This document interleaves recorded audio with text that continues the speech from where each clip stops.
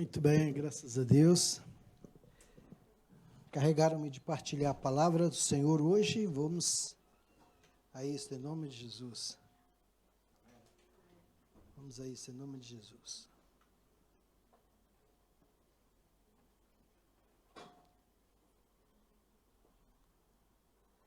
Então, nós lemos do início, né? Coríntios, capítulo 15. Pode diminuir um pouquinho.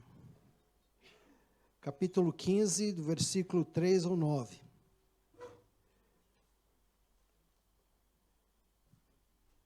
Como já foi lido, não é? Partilhado também na ceia, nós servimos um Deus que fez tudo por nós. Fez tudo por nós. Nós não tínhamos capacidade alguma de chegar até Ele. Mas Ele, por sua misericórdia, veio até nós. Amém? E isso, ao longo dos anos, dos séculos, desde o início da humanidade, Ele veio falando sobre isso. O homem pecou, caiu, mas Deus tem trazido um recado de que Ele iria resgatar e mostrou como Ele faria isso, não é verdade? E desde o de Gênesis, no primeiro capítulo, ele falou, da semente da mulher, nasceria aquele que esmagaria a cabeça da serpente, não é verdade? A serpente feriria seu calcanhar. Jesus ficou, né, ferido ali por 3 dias mais, no terceiro dia, ressuscitou. Foi a única obra que o diabo pôde fazer, por causa dos nossos pecados. E nós sabemos que, através da sua morte, Ele pagou um preço que nenhum de nós podemos pagar, porque todos pecaram, todos nós pecamos, estávamos destituídos da glória de Deus, ou seja, da presença de Deus, da vida de Deus em nós.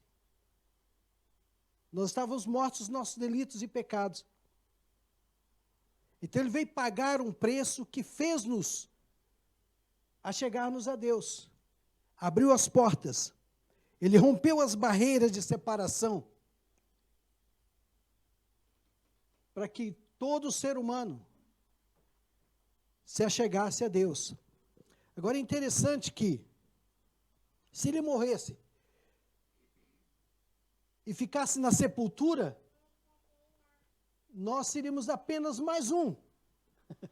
Nós seríamos apenas mais um, porque as religiões falam sempre de um líder.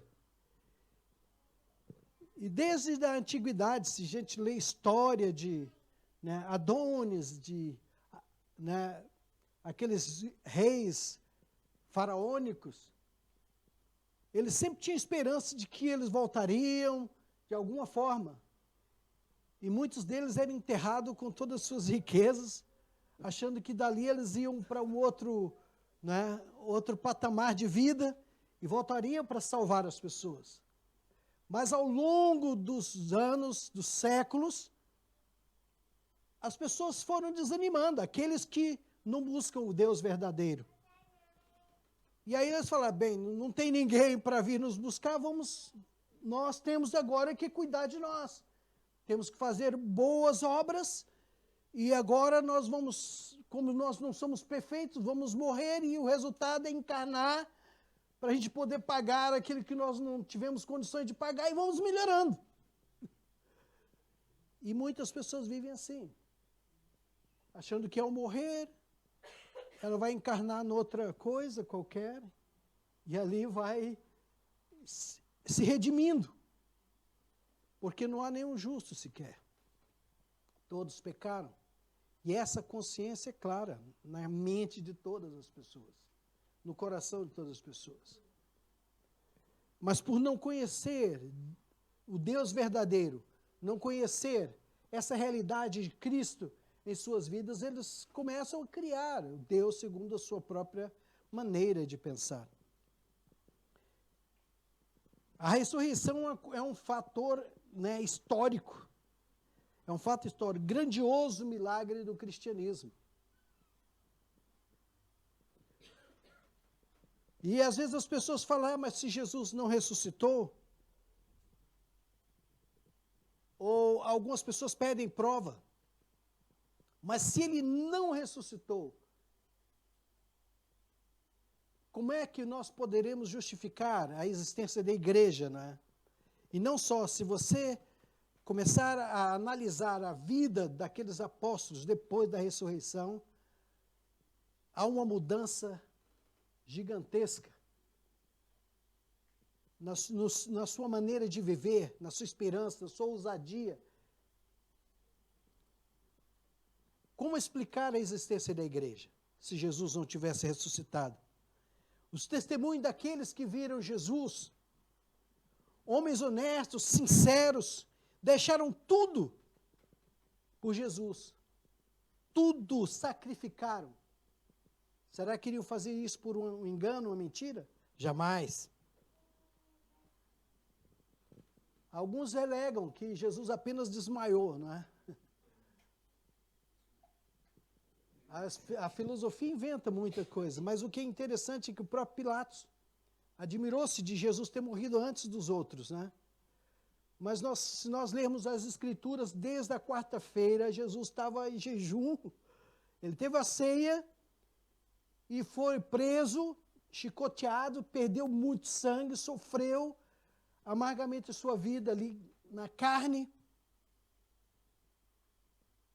esgotou todas as suas energias, e até na sexta-feira ele estava em jejum, sem alimento, e sofrendo, levando chicotadas, e é claro que quando ele quis entregar a sua vida assim, ele fez, ali na cruz. Aí outros alegaram que o corpo dele foi roubado, mas observe que quando eles viram que Jesus tinha morrido, ali estava um centurião, soldados romanos, que já estavam acostumados a executar pessoas ali na cruz. E eles identificavam muito bem quando o indivíduo estava morto ou não. Mas para comprovar, um soldado veio e enfiou-lhe uma lança ao lado. Atravessou seu coração, dali saiu água, né, e sangue. O pouco que lhe restava. E o que é interessante é que a água, alguns, né, estudiosos dizem que quando há um sofrimento intenso, cria-se uma bolsa, né, com líquido em torno do coração, como se fosse para refrigerar, né? É muito interessante. E isso prova quando foi furado ao seu lado e ali verteu água e sangue. Mas eles tentando de alguma forma assegurar que Jesus não iria ressuscitar ou que os discípulos não fossem ali ao sepulcro roubar o seu corpo, porque muitos acharam. E eles até inventaram isto. Porque muitas vezes Jesus havia falado, inclusive diante dos fariseus, que ele iria ressuscitar. E eles falaram assim, então vamos tentar de alguma forma evitar que isso aconteça. Eles colocaram uma pedra, selaram essa pedra e ainda colocaram ali guardas. Mas na manhã do domingo, né, nada pôde resistir, né, porque Jesus ressuscitou. Então, naquele domingo, Maria foi até o túmulo, como era de costume, não é, para ungir os corpos, quando estava ali para até evitar o mau cheiro, a putrefação. E ao chegar ali, tinha os anjos, e falou com ela e abordou, disse, por que procura dentre os mortos aquele que está vivo?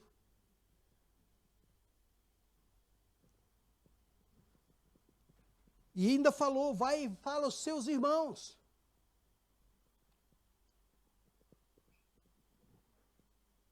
E é interessante que a ressurreição de Jesus é a causa de estarmos aqui. Sem a ressurreição dele, a igreja não existiria. Porque é nessa fé que nós vivemos. O rei Agripa falou, Paulo falando sobre a ressurreição dos mortos. E eles duvidavam de que Jesus tinha ressuscitado, porque Paulo tinha dado testemunho de que tinha encontrado com Jesus. E no Atos 26, 8, Paulo diz, por quê? Porque julgam-se coisa incrível entre vós, que Deus ressuscite os mortos?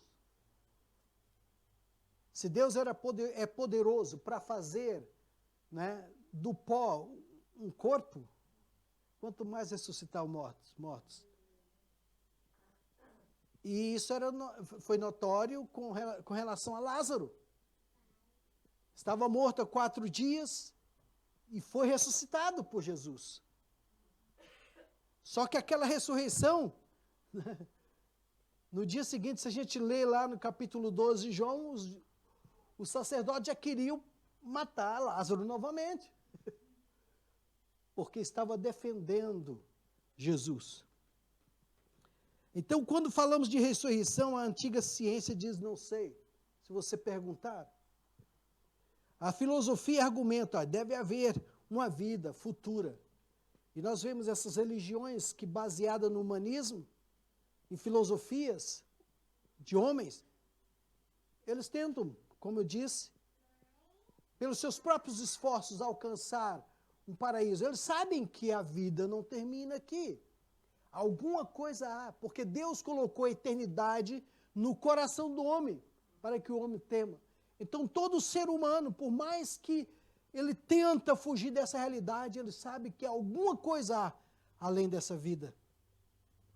E eles tentam descobrir. O cristianismo afirma, Jesus, porque ele ressuscitou, nós também ressuscitaremos. Porque ele vive, nós também viveremos. É interessante que na medida que Jesus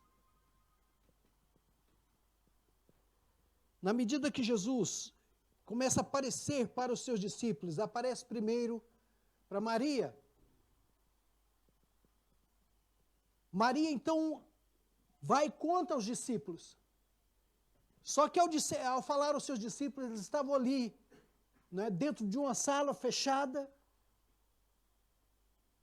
Ela talvez bateu ali na porta e entrou, olha Jesus, eu vi Jesus. E eles falaram, essa mulher está maluca, você está tendo visões. O que está acontecendo? Mas o que é interessante é que João e Pedro correram lá, porque diz que o corpo não estava lá. Maria falou, e eles correram para ver. João era mais novo, né, chegou primeiro. Pedro, ao chegar depois, não ficou lá olhando o túmulo vazio, ele entrou para ver, certificar como é que estavam as coisas. E ali estava a roupagem, a roupa que tinha coberto Jesus, estava aquele pano que estava cobrindo a sua face dobrado. E eles ficaram maravilhados. E voltaram a falar com os outros discípulos. E outras mulheres também viram Jesus ressuscitado. Paulo diz aqui no Coríntios 15, no versículo 3, que Jesus apareceu a Cefas. Então esses discípulos que estavam ali, de portas fechadas, com medo dos judeus, dos romanos, de serem mortos também. E Jesus aparece entre eles. Agora eu pergunto, eu já questionei a mim mesmo, que tipo de roupagem Deus havia revestido Jesus de glória? Porque a roupa que cobriram, alguns dizem que Jesus, quando foi crucificado na cruz, ele ficou nu. Levaram-no até o sepulcro, colocaram um lençol em sua volta e cobriram. Mas quando ele ressuscitou, os lençóis ficaram lá. Só que ele estava revestido de outra roupagem. Que as pessoas às vezes olhavam até não conheciam logo de primeira vista.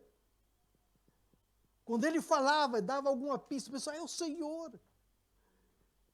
E ele aparece ali e as pessoas ficam apavoradas, olha, sou eu mesmo. Olha aqui meu lado, minha mão, meu lado. E eles confirmam que é o Senhor. E Jesus desaparece deles. Há 2 discípulos indo em caminho de Emaús. Num domingo à tarde, porque Jesus ressuscitou de manhã. E ali aparece Jesus no meio deles. Talvez já o sol se pondo. Jesus começa a falar com eles. E é interessante que quando Jesus pergunta a eles o que vocês estão indagando, e esses discípulos falam, mas você é o único em Jerusalém que não sabe do que aconteceu esses últimos dias, que o varão, Jesus, homem poderoso em obras, foi crucificado. Observe que é impressionante, porque o que aconteceu naquela época, naquele período, era período festivo de Páscoa, havia nações ali, pessoas de todos os lugares daquele Médio Oriente. Porque isso era natural todo ano, pessoas virem. Inclusive filhos, de imigrantes judeus, que eram nacionais agora da Grécia, da Capadócia, de Panfilha, de tantos outros lugares, virem anualmente. Eu lembro que um mês eu fui a Marrocos, visitar Marrocos, no mês de Ramadã, e ali em Celta, para atravessar a fronteira, eu olhei milhares de carros para celebrar o mês de Ramadã ali em Marrocos. E todas pessoas, ou imigrantes ou europeus convertidos ao Islã.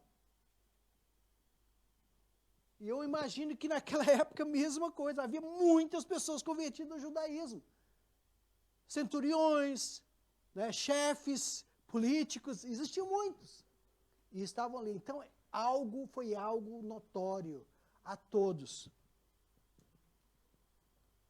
E então Jesus, conversando com esses discípulos, honestos de coração, será que você não...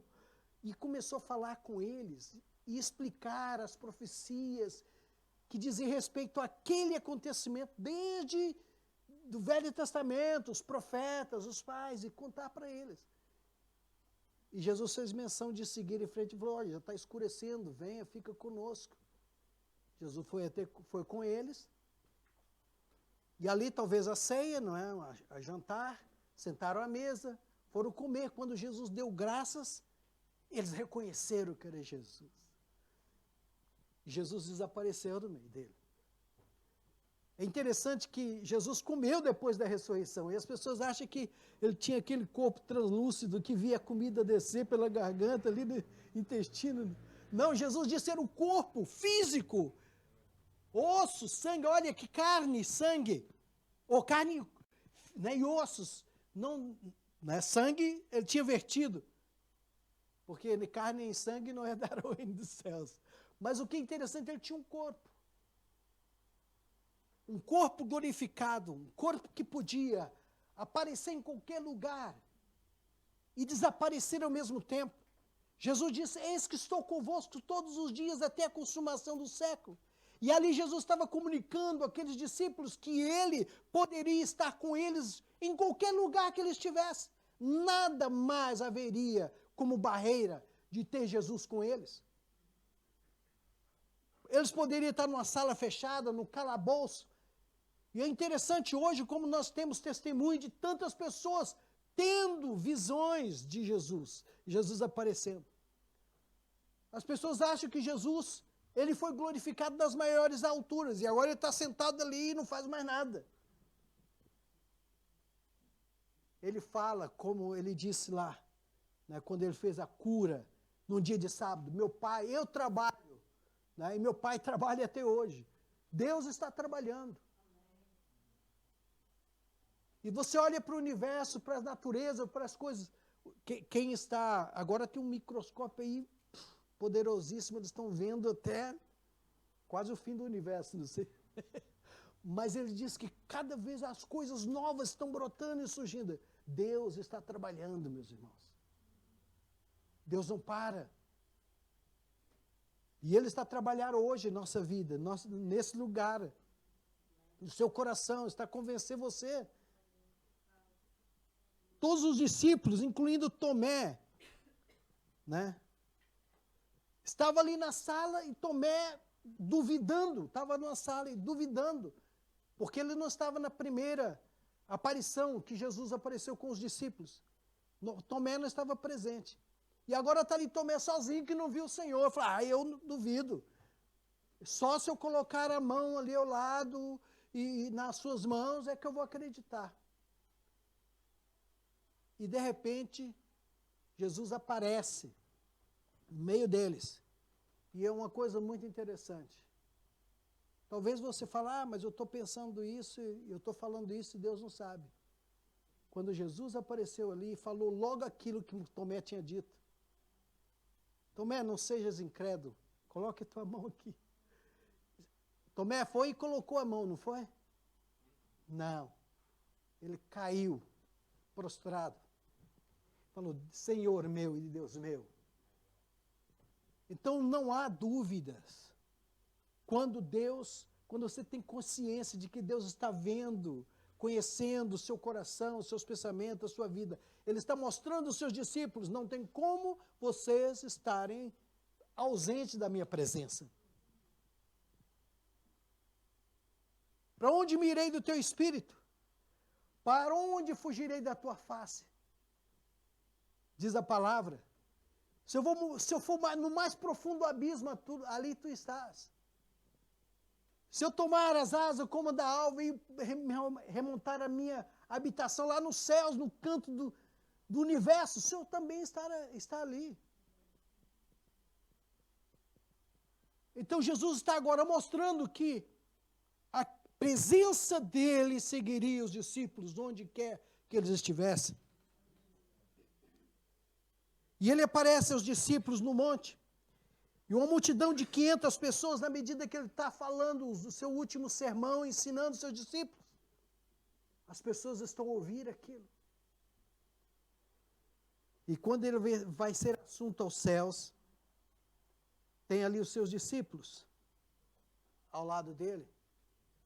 E ele começa a subir. Como esses balões, né? Eu não sei, com gás hélio e subindo. Só o cristianismo tem isso, meu irmão.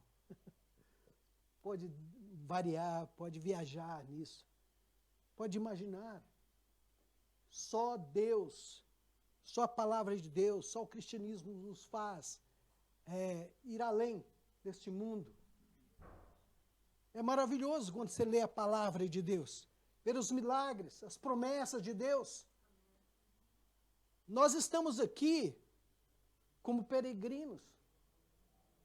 Deus nos chamou não para viver este mundo. Não é para construir mansões, porque nós não vamos viver eternamente aqui. Você quer ter sua casa? Amém. Mas não é esse o alvo máximo de Deus. É a vida eterna. Saulo de Tarso, no caminho de Damasco, né? Ele viu esse Cristo exaltado. E ele teve uma mudança radical na sua vida, de perseguidor a cristãos, de algoz aos cristãos, e sacrificando-os, matando-os, prendendo-os, irado, Paulo irado contra os cristãos. De repente, o Senhor aparece para ele, muda totalmente. Ele vai além, né? Do que ele conhecia. Então ele vai com desejo de obedecer, submeter completamente a Deus.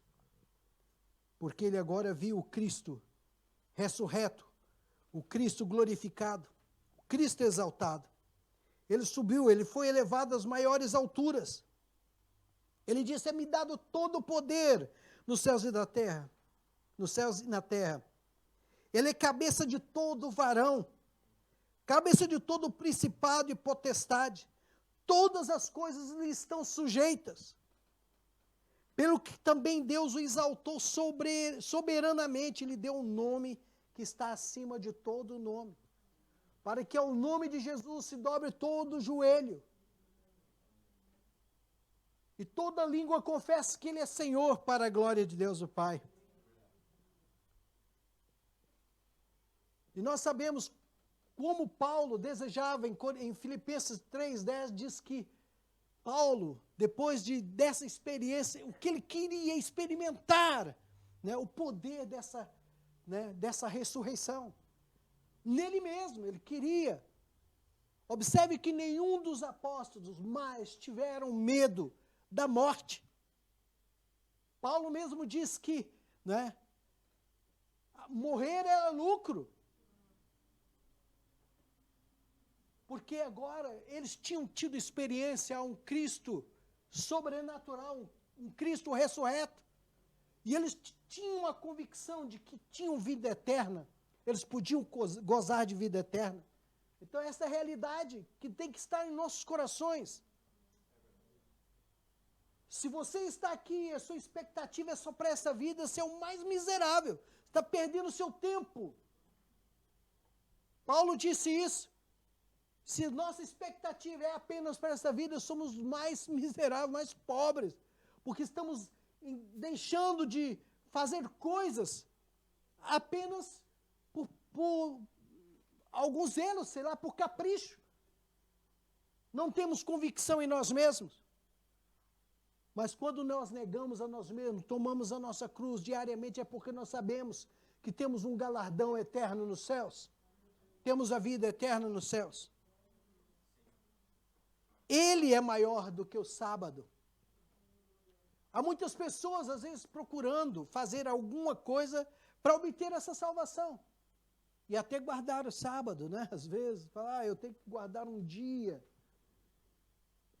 Pela graça nós somos salvos, mediante a fé. Isso não é de nós, é um dom de Deus. Não de obras, para que ninguém se glorie. Eu estava falando isso para minha filha, né? Você está dando tudo para sua filha, porque você quer ver resultados, né, nela. Você está investindo. Agora, ela não fez nada absolutamente para você poder retribuir. Dá isso a ela, né? Então, quando a neném nasceu, ela foi cuidar, arrumar um melhor lugarzinho, conforto, dar comida, alimento e fazer ela crescer. E se alguma coisa essa filha fizer no futuro, foi porque a mãe deu isso. A capacitou para isso. Pela graça nós somos salvos mediante a fé. Isso não é de nós, é um dom de Deus. Deus nos deu. Mas Ele tem obras preparadas para cada um de nós. Então Ele quer que nós andemos nessas obras. Então não é só nascer, não é só ser cuidado por Deus. Eu sei quando, na minha primeira infância espiritual, eu lembro, oh, que maravilhas, eu andava em berço esplêndido, era maravilhoso, era só bênção, nada acontecia de errado, tudo que eu tinha era, né? Mas na medida que você vai crescendo, aí vem as batalhas, os desafios, as lutas, você começa a encarar, você tem que tomar decisões para permanecer na fé. Aí tem a batalha da fé. Nós temos a batalha da nossa fé diariamente. Paulo diz sobre esta batalha. Então, Jesus é aquele que, para nós, é maior do que dia, é maior do que a lei, ele é maior do que o templo, ele é maior do que Abraão e os profetas. Jesus foi até o monte orar e chamou os seus discípulos. Os três mais próximos dele, né? Pedro, Tiago e João. E ele deixou os seus discípulos ali à noite, a vigília, e ele distanciou um pouco, e ali começou a orar. E ele transfigurou-se. Diz que o seu rosto brilhou como o sol e as suas vestes brancas. E há uma expressão, Lucas diz que como nenhum lavandeiro podia branquear. E Pedro falou assim, vamos preparar aqui 3 tendas, né? Uma para... Porque ali, quando ele transfigurou, apareceu, diz as escrituras, que apareceu Moisés e Elias, falando com ele. E Pedro falou assim, vamos preparar aqui 3 tendas, um para Moisés, um para Jesus e outra para Elias. Pedro talvez colocando Jesus no mesmo nível, e de repente uma nuvem âmbar, diz que era uma nuvem, não era branca, mas uma nuvem assim, meio com fogo, e uma voz surgiu ali do meio. Este é meu filho amado, a ele ouvi. E de repente a nuvem dissipou e apareceu só Jesus. É interessante que se a gente vê o primeiro capítulo de Hebreus, né? Tendo Deus outrora falado por meio dos pais, os profetas, nesses últimos dias falou-nos pelo Filho, a quem constituiu o herdeiro de todas as coisas, e através do qual sustenta o que? O universo. Não dá nem para a gente imaginar. Então, o que Deus está falando? Olha, o Senhor, e Deus estava falando um versículo lá do Salmo 2. Deus está a confirmar a sua palavra. Que Jesus é aquele que deve ser ouvido. Ele é maior do que Salomão. Ele é maior do que a palavra, porque ele é que profere a palavra, ele que dá substância à palavra. Ele é que confirma a sua palavra. Isso é maravilhoso. Então nós devemos estar com o coração aberto para viver uma vida de expectativa de coisas grandiosas que Deus vai fazer nesses últimos dias. Nós estamos entrando por um caminho complicado, em que a ciência está se multiplicando, que a tecnologia está dominando a massa, e eles querem, de alguma forma, colocar você como um escravo desse sistema. Lembre-se, nós servimos um Deus que está além de tudo isso. Nós servimos um Deus ressurreto, um Deus glorificado, né? Um Deus que prometeu que iria voltar. Queria voltar porque ele deixou a sua igreja aqui. Paulo diz, nesse capítulo 15, no versículo 55 a 58. Onde está, ó morte, o teu aguilhão? Onde está, ó morte, a tua vitória? Ora, o aguilhão da morte é o pecado, e a força do pecado é a lei. Mas graças a Deus que nos dá vitória por nosso Senhor Jesus Cristo. Portanto, meus amados irmãos, sede firmes e constantes, sempre abundantes na obra do Senhor, sabendo que o vosso trabalho não é vão no Senhor. Então, a perseverança é a palavra da hora. Perseverança é a palavra da hora. Não desanime. Não tem mais. Vamos perseverar no Senhor. Vamos continuarmos fiéis ao Senhor. Vamos buscá-lo. Tenha o seu tempo com Deus, de comunhão com Deus. Busque a palavra de Deus, encha do Senhor a cada dia. A palavra de Deus, Paulo nos exorta, enchei-vos do Espírito, ali é um encher constante, para que nós possamos estar firmes no dia mau, porque o dia mau vai vir sempre, na sua vida, na minha, e nós vamos resistir se estivermos submissos a Deus. Amém? Vamos fazer isso em nome de Jesus. E eu termino aqui, para a glória de Deus. Vamos ficar de pé, vamos orar, agradecer a Deus. Amém.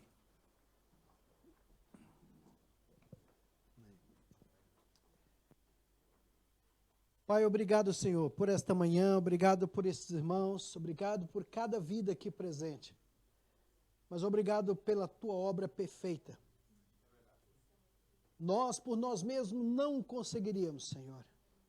Jamais teríamos condições de responder padrão da lei. Oh Deus, ou mesmo obra, para poder receber algum benefício de Ti. Porque as nossas obras são apenas trapos de imundícia, porque estão sempre aquém desse padrão incrível. Mas glória a Deus, obrigado por Jesus Cristo, porque Ele cumpriu cabalmente a lei por nós. E Ele foi até a cruz e pagou o preço que nenhum de nós teríamos condições de pagar, para ser Senhor das nossas vidas, para ser Salvador das nossas vidas. Porque nenhum nome é dado entre os homens pelo qual importa que sejamos salvos, a não ser o nome de Jesus Cristo. Não há nenhum mediador entre Deus e os homens a não ser Jesus. E Ele mesmo disse: eu sou o caminho, a verdade e a vida. Ninguém vem ao Pai se não for por mim. Ó Deus, se há alguém aqui que não tomou essa decisão de seguir o único e suficiente Salvador, Jesus Cristo, que possa fazer neste dia, nesta manhã. Oh Deus, em nome de Jesus. Em nome de Jesus. Amém. Amém. Que Deus possa abençoar a todos os irmãos. Podem sentar em nome de Jesus. Vou passar aqui a palavra então para... Amém. Então, muito bem. Obrigado a todos vocês que estão em casa, que estão nos assistindo, né? Que Deus os abençoe rica e poderosamente. Às vezes estamos aqui com os olhos sempre no presente, nós temos que estar com os olhos no mundo espiritual. Jesus está presente aqui como está aí, não é? Graças a Deus. Que Deus os abençoe, em nome de Jesus. Amém.